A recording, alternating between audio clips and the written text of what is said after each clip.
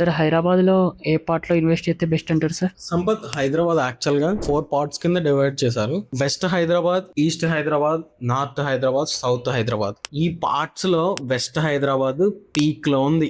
ఇక్కడ middle class investor invest చేయడానికి స్కోపే లేదు, ఎందుకంటే ప్రైజెస్ అంత దారుణంగా ఉన్నాయి. నెక్స్ట్ నార్త్ హైదరాబాద్ కి వెళ్తే అక్కడ కూడా ప్రైజెస్ బాగానే ఉన్నాయి అండ్ ఐటీకి కొంచెం లాంగ్ అవుతుంది. అండ్ ఈస్ట్ హైదరాబాద్ వచ్చేసరికి మనకి ఎల్బీ నగర్ సైడ్ వస్తుంది. ఇది ఐటీకి బాగా లాంగ్.